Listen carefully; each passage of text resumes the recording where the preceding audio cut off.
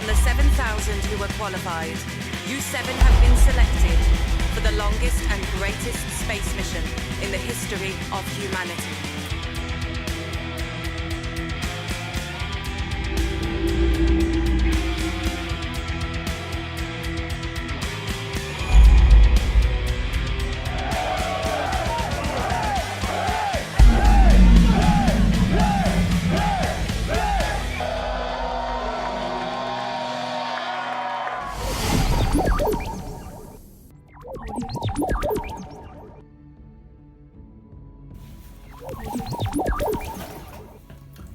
Hello, it's me, Blaze Bayley, and I'm preparing for my shows in Canada.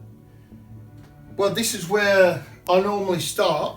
First of all, put the laundry away, and then this is a hold-all, and I tried expensive bags, but I had one rucksack that did like 8 world tours. And I used it until it was dead. It just fell apart. I put it back together and that's it. So now I keep trying to find bags which are as good as that. It's difficult. I've ended up with a bag that costs £6. It's a foldable hold-all. And I'm still looking for that perfect bag. But what I do is I just put everything in little bags inside. And then each time I come to do a different tour, I just go through this bag, check what's in it, and then check what I need to also pack. So obviously there's bits of rubbish in that. So right then, a little bit of money, cash for those odd coffee situations. Sunglasses, check. Okay, just in case.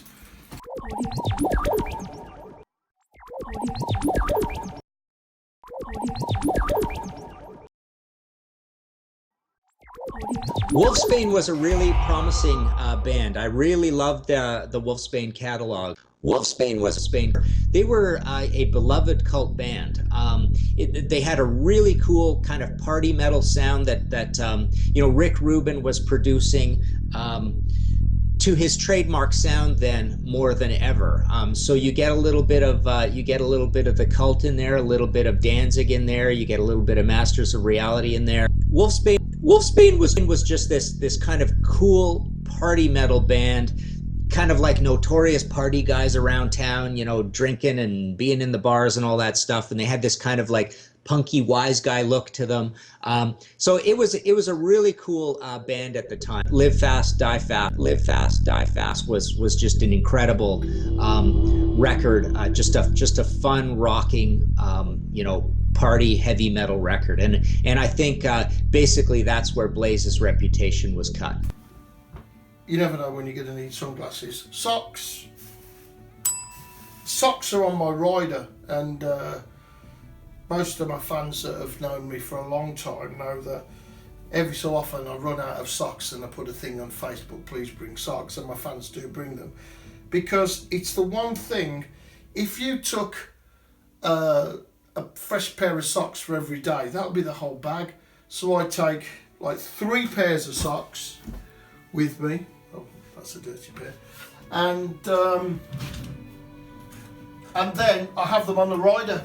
And so I get new socks, because doing laundry is a very difficult thing when I'm out there. So that's 3 pairs of socks. See, if the socks don't dry, you've just got mouldy socks. Then you've got to wash them all over again and hope that they're dry.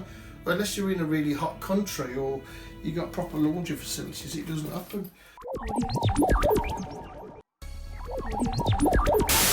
Blaze, as you know, from Wolfsbane, which is pretty much a favourite, through Iron Maiden, fronting Maiden, which is no mean task, and an album like The X Factor, for example, and one of my favourite tracks, Aftermath, although Klansman is the track, we know, but that's the thing with Blaze's work, it's full of quality.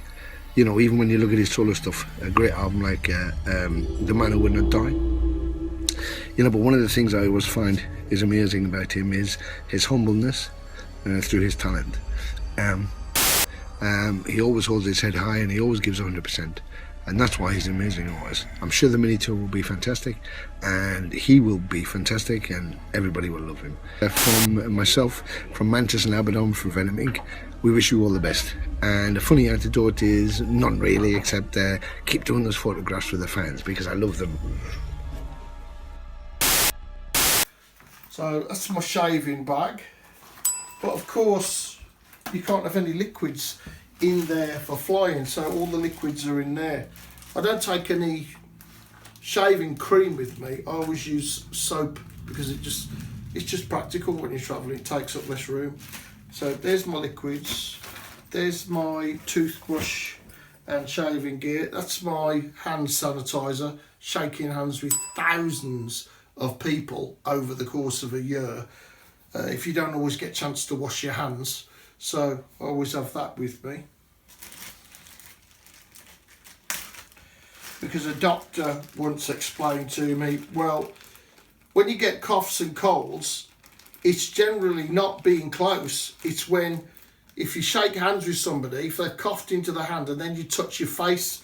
So if you're out and about and you shake hands with a lot of people, don't touch your face. That's what I tell everybody. Put my liquids in that pocket, so when you get to the airport, it's easy.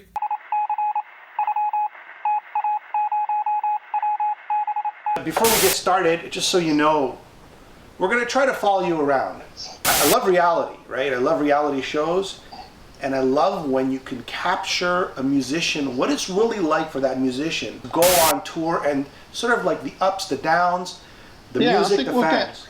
We'll get plenty of that, but that's a better place to come from than trying to capture a lot of music stuff. Yeah. Because really, the day music is not the biggest part of the day.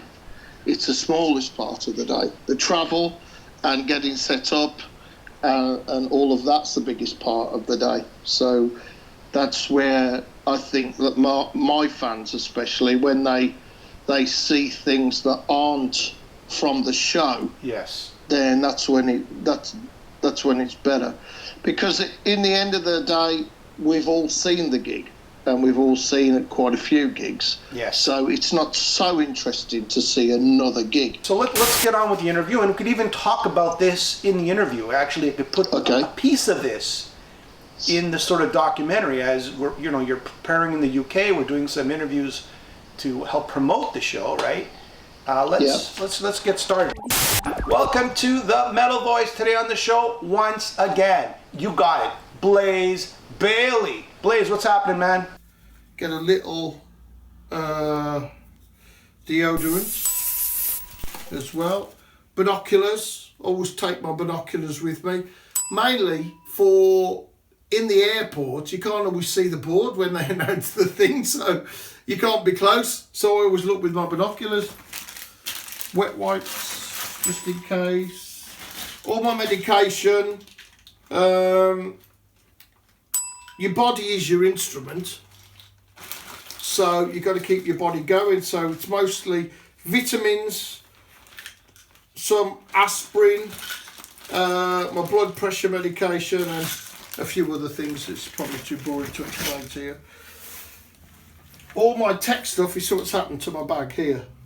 All my chargers and everything normally live in this bag, but I put so much in it that I broke it, so I've got to get another little one of these from somewhere. Keep all my chargers there. Then all my flight details I have in a separate folder, which is normally see-through. I can see that my passport's in there.